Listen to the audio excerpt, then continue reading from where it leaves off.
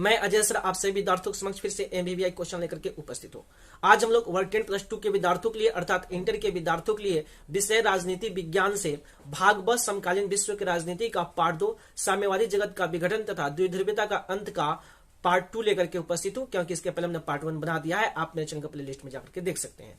आज हम लोग पार्ट 2 में जो है शॉक थेरेपी के परिणाम का चर्चा करेंगे, जो बहुत ही इंपॉर्टेंट है, जो आपके एग्जाम में कई बार पूछा गया है। यह सभी प्रश्न गेस क्वेश्चन है, ठीक है। तो मैं जो है अभी बिहार बोर्ड के इंटर की एग्जाम होने वाला है 2022 में, तो उन सभी विद्यार्थियों के लिए जो है मैं गेस क्वेश्चन प्रोवाइड करा रहा हूं, ठीक है। क्योंकि आप ही लोग का डिमांड था कि आपने ही कहा था कि सर जो है गेस क्वेश्चन हम लोग को चाहिए, तो मैं आपको बना करके दे रहा हूं।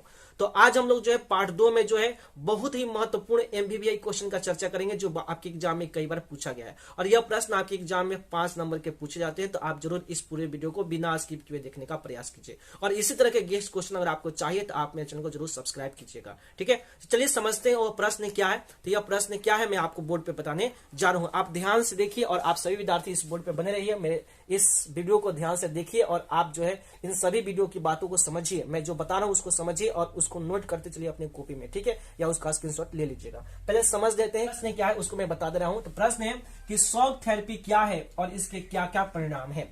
मैं जो है शॉक थेरेपी क्या है और इसकी क्या क्या विशेषता है, मैंने जो है पहले इसका एक वीडियो बना दिया है। आप मेरे चैनल के प्लेलिस्ट में जाकर के देख सकते हैं, या उसका लिंक हम डिस्क्रिप्शन बॉक्स में दे देंगे, आप वहां से भी जाकर के देख सकते हैं।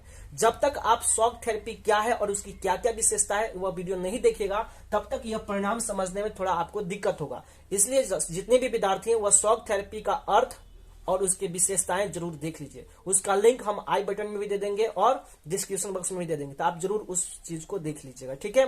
चलिए तो अब हम लोग समझते हैं कि शॉक थेरेपी क्या है और उसके क्या क्या परिणाम है, ठीक है। मैं शॉक थेरेपी का बारे में थोड़ी सी बातें बताऊंगा, क्योंकि हमने पहले इसका वीडियो बना दिया है। और उसके आज हम लोग जो है शॉक थेरेपी के परिणाम के बारे में विशेष चर्चा करेंगे, ठीक है। चलिए तो समझते हैं कि शॉक थेरेपी क्या है। तो याद रखिएगा कि शॉक थेरेपी का जो शाब्दिक अर्थ होता है आघात पहुंचा करके उपचार करना, ठीक है। प्रश्न पूछा जाएगा कि शॉक थेरेपी का शाब्दिक अर्थ क्या है, तो आप बताइएगा कि शॉक थेरेपी का शाब्दिक अर्थ होता है आघात पहुंचा करके उपचार करना, ठीक है। शॉक थेरेपी का मॉडल किसने दिया था, तो शॉक थेरेपी का मॉडल विश्व बैंक और अंतर्राष्ट्रीय मुद्रा कोष ने जो है सोवियत संघ को दिया था। तो यह प्रश्न निष्पक्ष में पूछा जा सकता है कि शॉक थेरेपी का मॉडल किसने दिया था, तो विश्व बैंक और अंतर्राष्ट्रीय मुद्रा कोष ने। किसको दिया था भाई, तो सोवियत संघ को दिया था। तो आशा करते हैं कि आपको ये बातें समझ में आ गई। अब है कि शॉक थेरेपी क्या है। तो याद रखिएगा कि साम्यवाद से पूंजीवाद की ओर परिवर्तन ही शॉक थेरेपी है। समझ में आ गया, साम्यवाद से पूंजीवाद की ओर परिवर्तन ही शॉक थेरेपी है। तो आशा करते हैं कि आपको ये बातें समझ में आ गई है। समझ में आया, समझ में आया। शॉक थेरेपी क्या है फिर से बोल देते हैं। शॉक थेरेपी क्या है, तो शॉक थेरेपी का शाब्दिक अर्थ होता है आघात पहुंचा करके उपचार करना। समझ में आ गया। इसका मॉडल जो है विश्व बैंक और अंतर्राष्ट्रीय मुद्रा कोष ने सोवियत संघ को दिया था। शॉक थेरेपी क्या है, तो साम्यवाद से पूंजीवाद की ओर परिवर्तन ही शॉक थेरेपी है। इतनी बातें समझ में आ गई। चलिए अब हम लोग जो है शॉक थेरेपी के परिणाम के बारे में समझेंगे। चलिए हम समझाते हैं कि शॉक थेरेपी के कौन कौन से परिणाम हैं और इसकी हम व्याख्या करते हैं। यह प्रश्न आपके एग्जाम में 6 नंबर का पूछता है, जो बहुत इंपॉर्टेंट है। आप सभी विद्यार्थी इसको भी लगा लीजिएगा और इस प्रश्न को जरूर याद कर लीजिएगा। यह प्रश्न आपके एग्जाम में आता है। मैं इतनी बारीकी से मैं समझा दूंगा कि आपको कंफ्यूज नहीं होगा। जरूर आप पूरे वीडियो को बिना स्किप किए देखने का प्रयास कीजिएगा। तो चलिए हम लोग जो है शॉक थेरेपी के परिणाम के बारे में समझेंगे। तो जानेंगे कि शॉक थेरेपी के कौन कौन से परिणाम है। तो सबसे पहला पॉइंट है कि शॉक थेरेपी का सबसे पहला पॉइंट है कि शॉक थेरेपी साम्यवाद से पूंजीवाद की ओर परिवर्तन का एक अच्छा तरीका साबित नहीं हुआ। बहुत इंपॉर्टेंट है, इस पॉइंट को आप लोग याद कर लीजिएगा, इस पॉइंट को आप लोग नोट कर लीजिएगा और मैं इसकी व्याख्या समझाने जा रहा हूं, ठीक है।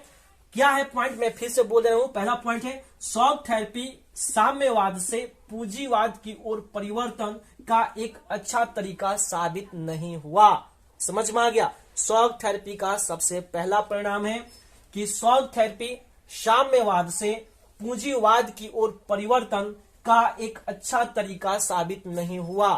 क्यों नहीं साबित हुआ, तो मैं आपको बारीकी से समझाने जा रहा हूं। यह सबसे पहला पॉइंट है। पॉइंट दे करके जो है आप अपने एग्जाम में लिखिएगा परिणाम, और जिस पॉइंट को आप लिखिएगा उसको हाईलाइट कीजिएगा। करने का मतलब एक पॉइंट लिख दिए तो इसको अंडरलाइन कर दीजिएगा, ताकि एग्जामिनर यह बात समझ जाए कि यह बच्चा जो है जो लिखा है पॉइंट वह जो है हाईलाइट किया है और यही पॉइंट है और इसी के बारे में वह व्याख्या करने जा रहा है। समझ में आ गया? तो यह लिखने का तरीका है जो आप लोग सीखना चाहिए, यह जरूरी है आपको यह सीखना। बात समझ में है ना? बहुत ऐसे विद्यार्थी होते हैं जो पॉइंट को हाईलाइट नहीं करते हैं, उसको दिखाते नहीं, उसको इंडिकेट बढ़िया से नहीं करते हैं, जिसकी वजह से उसका अच्छा लिखने पर भी उसका अच्छा नंबर नहीं आता है। तो जब भी आप पॉइंट लिखिएगा तो पहले पॉइंट को हाईलाइट करने का प्रयास कीजिएगा। पॉइंट लिखिए और उसके बाद उसको ऐसा अंडरलाइन कर दीजिए, जैसे हमने बोर्ड पे अंडरलाइन किया, इसे ब्लू जो हमारा कलम जो है चल रहा है, यह जो है हमने पॉइंट को हाईलाइट कर लिया, अंडरलाइन कर दीजिएगा। उसके बाद डैश देके लिखिएगा। समझ में आ गया? फिर से हम पॉइंट बोल लेते हैं। पॉइंट क्या है? शॉक थेरेपी साम्यवाद से पूंजीवाद की ओर परिवर्तन का एक अच्छा तरीका साबित नहीं हुआ।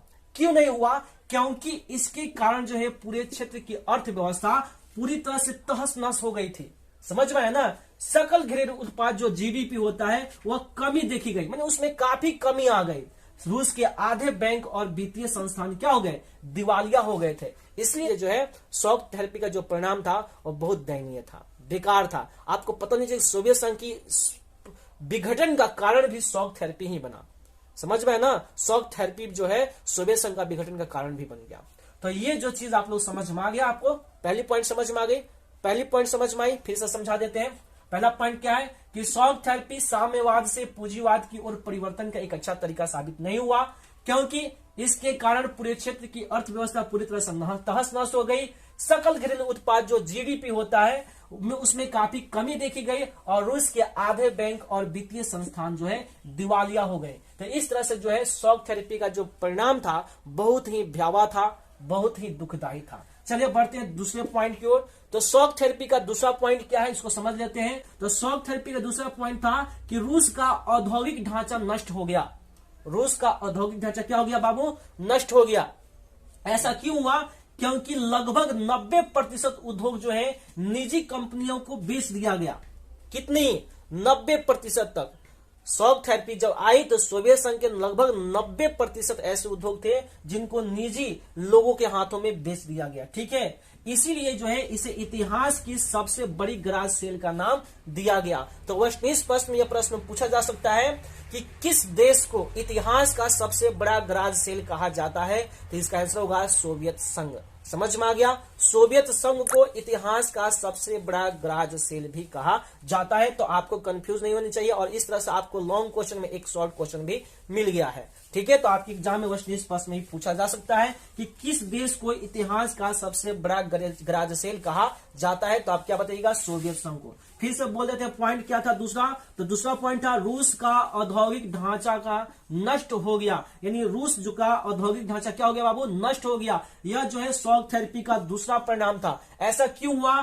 क्योंकि लगभग 90% उद्योगों को जो है निजी कंपनियों को बेचा गया, जिसकी वजह से जो है इसे इतिहास का सबसे बड़ा गराज सेल कहा गया। ठीक है, कहा जाता है क्योंकि इसमें सभी उद्योगों को औने पौने दामों, बिल्कुल जो सड़क होते हैं सड़क के दामों पे, बहुत कम दामों में जो है उनको जो है बेच दिया गया। यहाँ पे लिखा गया है क्योंकि इसमें सभी उद्योगों को औने पौने दामों और बहुत ही कम दामों में बेचा गया। बहुत कम दाम में इसको बेचा गया, जितनी जो है उस कंपनी की कीमत होती थी उस कीमत से भी कम दामों पे जो है वहां पे बेचा गया, न के बराबर दामों में। ठीक है, ऐसा क्यों हुआ? क्योंकि नागरिकों ने अपने अधिकार पत्र को काला बाजार में बेच दिया था। लोग जो नागरिक हुआ करते थे, जिनको जो है खरीदने का अधिकार दिया गया था, अधिकार पत्र दिया गया था कि आप जो है इस कंपनी को खरीद सकते हैं, और वहां के जो स्थिति इतनी जर्जर हो गई थी कि लोगों को खाने के लिए भोजन नहीं मिल पाता था। उन लोग जो है अपने राशन का सामान खरीदने के लिए उन लोगों को लंबी लंबी लाइनें लगनी पड़ती थी। तो बताइए कि वे लोग जो है बड़ी बड़ी कंपनियां खरीद सकते थे? नहीं खरीद सकते थे।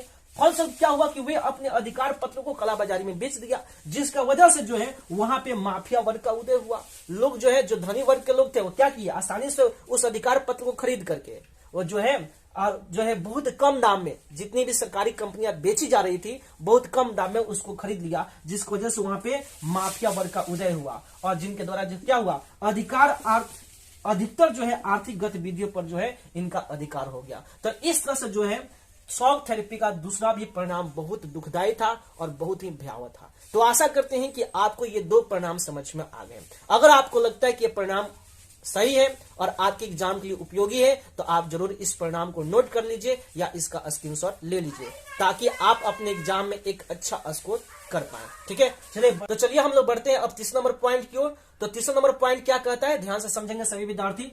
तो 30 नंबर पॉइंट कहता है कि रूसी मुद्रा रूबल में भारी गिरावट हो गई और कीमत बहुत ज्यादा बढ़ गई, जिसके कारण लोगों की जमा पूंजी समाप्त हो गई। ध्यान से समझिएगा, ध्यान से समझिएगा। फिर से तीसरा पॉइंट हम बोल देते हैं। तीसरा पॉइंट क्या है कि रूसी मुद्रा रूबल में भारी गिरावट हो गई और कीमत बहुत ज्यादा बढ़ गई, जिसके कारण लोगों की जमा पूंजी समाप्त हो गई। अब इसको समझते हैं ध्यान से। कह रहा है कि रूसी मुद्रा रूबल में भारी गिरावट हुई। पहली चीज है कि पहले जो है रूस की जो है मुद्रा रूबल थी, जिसमें काफी भारी गिरावट हुई, यानी मुद्रास्फीति की स्थिति हो गई। यानी जब रूबल में, यानी रूबल जो मुद्रा थी उसमें जब भारी गिरावट हो गई, इसका सेंस क्या है कि मुद्रास्फीति आई, यानी वस्तु की कीमत बढ़ गई और पैसे की कीमत घट गई। समझ में आ गया? इसलिए पॉइंट कर रहा है कि रूसी मुद्रा रूबल में भारी गिरावट हो गई और कीमत बहुत ज्यादा बढ़ गई। किसकी कीमत बढ़ गई भाई? वस्तु की कीमत बढ़ गई और पैसे की कीमत घट गई, जिसके कारण लोगों की जमा पूंजी समाप्त हो गई। जिन लोगों के पास कुछ पैसे थे जो अपने जीविकोपार्जन के लिए बचा के रखे थे, उन सभी लोगों की जमा पूंजी धीरे धीरे समाप्त होने लगी। क्यों? क्योंकि वस्तुओं की कीमत बढ़ने लगी, जिसकी वजह से उनको ज्यादा पैसा दे करके कम वस्तु मिलती थी। बात समझ में आ रहा है? उन लोगों के पास खाने के लिए भोजन की जो सामान खरीदनी होती थी तो लंबी लंबी लाइनें लगनी पड़ती थी। रहने के लिए घर नहीं बन पा रहा था, लोगों के पास कपड़े तक नहीं थे, ऐसी स्थिति थी। और उसकी कीमत, और कपड़े मिलते भी थे और भोजन मिलती थी भी, खाने की वस्तुएं मिलती भी थी और कपड़े पहनने के लिए भी मिलती थी, तो उसकी कीमत इतनी ज्यादा थी कि लोग जो है अपनी रखे हुए पैसे से उस वस्तु को खरीद नहीं पाते थे। इसलिए यहां पे कहा गया है कि रूसी मुद्रा रूबल में भारी गिरावट हो गई और कीमत बहुत ज्यादा बढ़ गई, जिसके कारण लोगों की जमा पूंजी ही समाप्त हो गई। लोग इतना गरीब हो गए थे, इतना गरीब हो गए थे कि जिसकी आप कल्पना नहीं कर सकते हैं। तो शॉक थेरेपी का जो तीसरा परिणाम था यह भी बहुत भयावह था। ऐसा क्यों हुआ? देखिए, इसके वजह से जो है गरीब और अमीर के बीच का अंतर बढ़ गया। समाज कल्याण की पुरानी व्यवस्था समाप्त होने के कारण जो है गरीबों में वृद्धि हो गई। देखिए, गरीब अमीर के बीच अंतर बढ़ा। अब जो लोग पूंजीपति वर्ग के थे, जिनके पास पैसे थे, वह आसानी से उन सभी आवश्यकताओं की वस्तुओं को खरीद लेते थे। लेकिन जो गरीब लोग थे, जो जमा पूंजी को बचा के रखे थे, जब कीमत घट गई पैसे की और वस्तु की कीमत बढ़ गई, तो वह अपने आवश्यक वस्तुओं का भी खरीद नहीं पाते थे। यानी वह अपनी आवश्यक वस्तुओं को भी आसानी से नहीं खरीद पाते थे। भोजन जो उसको प्रतिदिन चाहिए, पहनने के लिए कपड़े चाहिए, है ना, स्वास्थ्य के लिए दवाइयां चाहिए, शिक्षा चाहिए, इन सभी जो मूलभूत इकाइयां हैं, जो मूलभूत वस्तुएं हैं, जैसे रोटी, कपड़ा, मकान, शिक्षा और स्वास्थ्य, यह मानो कि 5 आवश्यकता है, या इन आवश्यकताओं को भी पूरा नहीं कर पाते थे। इसलिए जो है वहां पे जो है गरीब और अमीर के बीच का अंतर बढ़ता गया। जो पूंजीपति वर्ग के लोग थे वह आसानी से अपनी आवश्यकताओं की वस्तु का इस्तेमाल कर लेते थे, खरीद लेते थे। लेकिन जो गरीब वर्ग के लोग थे उनकी सभी जमा पूंजी समाप्त हो गई, जिसकी वजह से गरीब और अमीर के बीच अंतर बढ़ता गया। समाज कल्याण की पुरानी व्यवस्था समाप्त होने के कारण गरीब में वृद्धि होने लगी। पहले जो साम्यवादी व्यवस्था में था कि सभी लोगों को बराबर बराबर अधिकार दिया जाता था, कोई न गरीब था न कोई धनी था। जो धनी वर्ग के लोग थे वह गरीब लोगों को सहायता देते थे समाज कल्याण में, साम्यवादी व्यवस्था में। लेकिन पूंजीवादी व्यवस्था में ऐसा नहीं हुआ।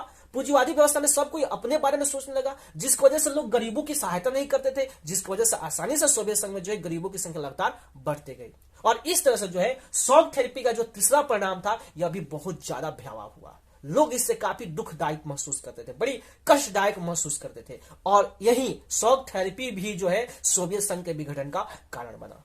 समझ में आया? तो आशा करते हैं कि आपको तीसरी पॉइंट भी समझ में आ गई है। चलिए अब बढ़ते हैं चौथे नंबर पॉइंट की ओर। चौथा नंबर पॉइंट कहता है कि सामूहिक खेती प्रणाली, ध्यान से समझेंगे। चौथा नंबर पॉइंट कहता है कि सामूहिक खेती प्रणाली के खत्म होने के कारण खाद्यान्न सुरक्षा समाप्त हो गई। पहले सामूहिक खेती होती थी। सरकार जो है आम जनता की सभी दैनिक दिनचर्या, रोटी, कपड़ा, मकान, वस्त्र, शिक्षा, रोजगार, इन सभी का ख्याल रखता था। लेकिन जब पूंजीवादी व्यवस्था आई, सरकार ने जो है इन सभी व्यवस्थाओं को समाप्त कर दिया। अब खुद लोग जो है अपनी निजी हाथों से जो है किसी वस्तु का इस्तेमाल कीजिए, नहीं कीजिए, वो आपके ऊपर डिपेंड करता है। अगर आपके पास पैसा है तो आप सभी वस्तुओं का खरीद करके उपयोग कीजिए, नहीं पैसा का छोड़ दीजिए। आप ऐसे ही रहिए, नंगे रहिए, भूखे रहिए, बीमार पड़े रहिए, आपको दवा नहीं मिल पाएगी। यहां तक कि सभी कंपनियां बेच दी गई, उनको रोजगार नहीं मिलता था। ठीक है।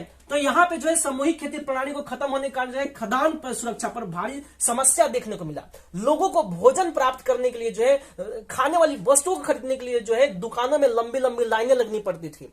लोगों के पास पैसे नहीं थे जो वो अपनी खाने वाली वस्तुओं को खरीद सके। इस तरह से जो है लोगों का स्थिति बहुत दयनीय हो गया था और इस तरह से शॉक थेरेपी का जो मॉडल था यह बहुत जर्जर हो चुका था, जो सोवियत संघ के विघटन का कारण बना। तो आशा करते हैं कि चौथा पॉइंट भी समझ में आ गया। चौथा पॉइंट क्या था कि सामूहिक खेती प्रणाली के खत्म होने के कारण जो है खाद्य सुरक्षा समाप्त हो गई। लोगों के पास भोजन तक नहीं मिला, खेतों में जो है पैदावार नहीं उग पाती थी, है ना। पूंजीवादी व्यवस्था में जो धनी वर्ग के लोग थे वो अपने खेतों में उगाते थे और खुद का यूज करते थे। बाजार में जो है खाने वाली वस्तुएं नहीं आ पाती थी और जो सरकार टैक्स वसूलती थी उन सभी पैसों से जो है आम जनता की सहायता न करके वह सैनिक बल में लगाती थी, जिसकी वजह से जो है आम जनता जो है त्राहिमाम कर रहे थे, है ना। लोगों को जो है रोजगार नहीं मिलता था, लोगों को शिक्षा नहीं मिलता था, लोगों के स्वास्थ्य ठीक नहीं हो रहे थे, सभी लोग भूखे बीमार थे, कुपोषण का शिकार हो चुके थे। तो यह थी शॉक थेरेपी के परिणाम जो आपको समझ में आया है। अगर आपको लगता है कि यह प्रश्न इंपॉर्टेंट है और आपके एग्जाम के लिए उपयोगी है तो जरूर आप मेरे चैनल को सब्सक्राइब कीजिएगा। चलिए तो बढ़ते हैं 5वें नंबर पॉइंट की ओर। 5वां नंबर पॉइंट क्या कहता है हम आपको यहाँ पे समझाने जा रहे हैं। तो 5वां नंबर पॉइंट कहता है कि शॉक थेरेपी के कारण लोकतांत्रिक संस्थाओं की स्थापना की तरफ ध्यान नहीं दिया गया। समझ में आया। 5वां नंबर पॉइंट कहता है कि शॉक थेरेपी के कारण लोकतांत्रिक संस्थाओं की स्थापना की तरफ ध्यान नहीं दिया गया। ऐसा क्यों हुआ? क्योंकि संविधान जल्दबाजी में तैयार किया गया और इससे संसद अपेक्षाकृत कमजोर संस्था रह गई। संविधान जो है बहुत तेजी से निर्माण किया गया जिसकी वजह से संसद जो है काफी कमजोर संस्था रह गई। याद रखिएगा प्रश्न पूछा जाता है कि रूस के संसद को क्या कहते हैं, तो याद रखिएगा ड्यूमा कहते हैं। क्या कहते हैं? ड्यूमा। तो इस बात को भी आप लोग याद रखिएगा, प्रश्न पूछा जाएगा कि रूस की संसद को क्या कहते हैं, तो आपको क्या बताना है? ड्यूमा। ये बात याद हो गया। वर्षनिष्ठ प्रश्न में प्रश्न पूछा जा सकता है कि रूस के संसद को क्या कहते हैं, आपको क्या बताना है? ड्यूमा कहते हैं। समझ में आ गया? समझ में आया? वर्षनिष्ठ प्रश्न में पूछा जाएगा। चलिए आशा करते हैं कि आपको समझ में आ गया कि रूस के संसद को क्या कहते हैं? ड्यूमा कहते हैं। एक वर्षनिष्ठ प्रश्न आपको मिल गया यहाँ से। चलिए तो फिर से बताते हैं। 5वां पॉइंट था कि शॉक थेरेपी कारण लोकतांत्रिक संस्थाओं की स्थापना की तरफ ध्यान नहीं दिया गया क्योंकि संविधान जल्दबाजी में तैयार किया गया और इससे संसद अपेक्षाकृत कमजोर संस्था रह गई। ठीक है। साथ ही साथ राष्ट्रपति को अधिक शक्तियां देने के कारण जो है सत्तावादी राष्ट्रपति शासन हो गया। यानी उन्होंने जो है संविधान के तहत जो है राष्ट्रपति को बहुत ज्यादा शक्तियां दे दिया था जिसकी वजह से वहां पे सत्तावादी राष्ट्रपति शासन हो गया। ठीक है। क्यों ऐसा हुआ? जिसकी वजह से जो है तुर्कमेनिस्तान और अजबेकिस्तान के राष्ट्रपति ने जो है पहले 10 वर्ष के लिए तक अपने आप को इस पद के लिए बहाल कर लिया और फिर इसके बाद जो है इसी समय सीमा को 10 साल के लिए और बढ़ा दिया गया। तो इस तरह से जो है शॉक थेरेपी की वजह से जो है वहां की आम जनता को, यानी सोवियत संघ के आम जनता को काफी हानि पहुंची, उसे कोई फायदा ही नहीं हुआ। इससे सबसे ज्यादा जो है कष्ट जो है गरीब वर्ग के लोगों को और मध्यम वर्ग के लोगों को हुआ, जिससे बहुत हानि हुई। ठीक है। तो इसलिए जो है शॉक थेरेपी का जो परिणाम था बहुत भयावह था। शॉक थेरेपी का जो मॉडल था वह सोवियत संघ के विघटन का कारण बना। तो आशा करते हैं कि आपको यह 5वां पॉइंट भी समझ में आ गया है। फिर से पढ़ देते हैं 5वां पॉइंट। तो 5वां पॉइंट क्या है कि शॉक थेरेपी के कारण लोकतांत्रिक संस्थाओं की स्थापना की तरफ ध्यान नहीं दिया गया। उसके बाद डैश लेके क्या लिखेंगे कि संविधान जल्दबाजी में तैयार किया गया और इससे संसद अपेक्षाकृत कमजोर संस्था रह गई। साथ ही साथ राष्ट्रपति को अधिक शक्तियां देने के कारण सत्तावादी राष्ट्रपति शासन हो गया। तुर्कमेनिस्तान और अजबेकिस्तान में राष्ट्रपति ने पहले 10 वर्ष के लिए तक अपने आप को इस पद के लिए बहाल कर दिया और इसके बाद इसी समय सीमा को 10 साल के लिए और बढ़ा दिया। तो आशा करते हैं कि आपको यह 5वां पॉइंट समझ में आ गया है। अगर आपको लगता है कि यह 5वां पॉइंट इंपॉर्टेंट है तो आप इसका स्क्रीनशॉट ले लीजिए और आप इसका नोटबुक तैयार कर लीजिए। हाँ, अब इसके बाद हम लोग इसका निष्कर्ष समझेंगे क्योंकि आपके एग्जाम में प्रश्न पूछा जाएगा कि शॉक थेरेपी क्या है और इसके क्या क्या परिणाम है।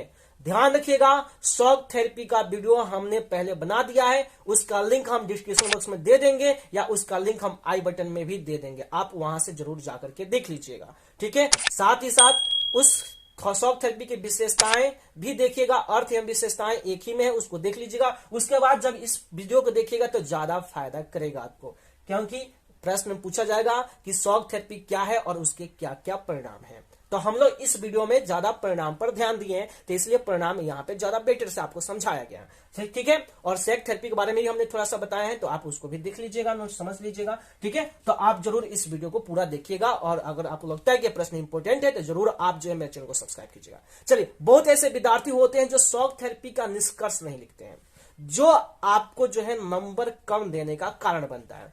विद्यार्थी को लगता है कि हमने शॉक थेरेपी का परिणाम लिख दिया है तो अब हमको नंबर मिल जाएगा 5 नंबर। ऐसा नहीं होता है बाबू। आपको शॉक थेरेपी के परिणाम, शॉक थेरेपी क्या है, शॉक थेरेपी का परिणाम लिखने के बाद आपको निष्कर्ष भी लिखना होता है, जो बहुत ऐसे विद्यार्थी होते हैं जो यह गलती करते हैं। तो आप यह गलती न करें, इसलिए जो है आप इसका निष्कर्ष भी जरूर देखिए और इस वीडियो पे बने रहिए, ठीक है। चलिए अब हम लोग इस निष्कर्ष को समझते हैं। निष्कर्ष है, शॉक थेरेपी के अनुकूल की जगह प्रतिकूल परिणाम ही निकला। यानी शॉक थेरेपी जो मॉडल बनाई गई थी, सोवियत संघ को जो मिला था, विश्व बैंक और अंतर्राष्ट्रीय मुद्रा कोष द्वारा जो मॉडल मिला था, इस मॉडल के तहत सोवियत संघ को लगता था कि हम साम्यवाद से पूंजीवाद की ओर परिवर्तित होंगे तो हमारे राष्ट्र का विकास होगा, हमारा देश जो है बहुत तेजी से ग्रो करेगा, हमारे देश की गरीबी समाप्त होगी। लेकिन सब उल्टा हो गया, ठीक है। शॉक थेरेपी के जो है अनुकूल की जगह प्रतिकूल परिणाम ही निकले और सोवियत संघ की अर्थव्यवस्था चरमरा उठी, उसकी अर्थव्यवस्था तहस नहस हो गई, बेकार हो गई और निर्धनता की कगार पर आ गया। सोवियत संघ की अर्थव्यवस्था इतनी चरमरा गई कि यहां तक कि उसकी 90% औद्योगिक संसाधन, उद्योग कंपनियां जो आवश्यक वस्तुओं का निर्माण करती थी, लगभग 90% कंपनियां को जो है बहुत कम दाम पर, औने पौने दामों में बेच दिया गया, जिसकी वजह से वहां की जीडीपी काफी नीचे चली गई, उसकी आर्थिक स्थिति बर्बाद हो गई, ठीक है, कगार पर गया। शॉक थेरेपी ने सोवियत संघ का पतन और अंत के कगार पर ला करके खड़ा कर दिया और शॉक थेरेपी ने जो है ऐसा सोवियत संघ को मारा, बर्बाद किया, इसकी स्थिति ऐसी चरमरा दी इसकी अर्थव्यवस्था को कि इसका अंत यानी सोवियत संघ का पतन और अंत का कारण बना। तो आशा करते हैं कि आपको यह निष्कर्ष समझ में आ गया है। आप इसका स्क्रीनशॉट ले लीजिए और आप अपने कॉपी में जिस तरह से हमने लिखा है, पॉइंट के माध्यम से हमने जिस तरह व्याख्या किया है, आप उस व्याख्या को अपने एग्जाम में लिखिए और इससे आपको अच्छा रिजल्ट आएगा, आपको आसानी से जो है 5 नंबर मिल जाएगा। तो आशा करते हैं कि आपको जो है शॉक थेरेपी क्या है और इसके परिणाम क्या है आपको समझ में आ गया है। अगर आप बिहार बोर्ड के विद्यार्थी हैं, साथ ही साथ सीबीएसई बोर्ड के भी विद्यार्थी हैं और आपका एग्जाम 2022 में है, तो आप जरूर इस पूरे वीडियो को ध्यान से देखे होंगे और आपको शॉक थेरेपी का परिणाम समझ में आया होगा। अगर आपको लगता है कि यह परिणाम इंपॉर्टेंट है और आपके एग्जाम के लिए उपयोगी है, तो जरूर आप मेरे चैनल को सब्सक्राइब कीजिए, वीडियो को लाइक कीजिए, साथ ही साथ इस वीडियो को शेयर कीजिए ताकि आपके मित्र और आपके दोस्त तक यह वीडियो पहुंचे और वे भी अपने एग्जाम में एक अच्छा स्कोर कर सके। और बेल आइकन को जरूर दबाइए ताकि इसी तरह का MBVI गेस्ट क्वेश्चन आपको सबसे पहले मिले और आप अपने एग्जाम की बेहतर से बेहतर तैयारी कर सके। इसी के साथ बिहार बोर्ड के जितने भी विद्यार्थी हैं, साथ ही साथ इस देश के जितने भी युवा हैं जो किसी भी कॉम्पिटिटिव एग्जाम की तैयारी करते हैं, उन सभी मित्रों को, उन सभी दोस्तों को मेरी तरफ से बेस्ट ऑफ लक। जय हिंद, जय भारत।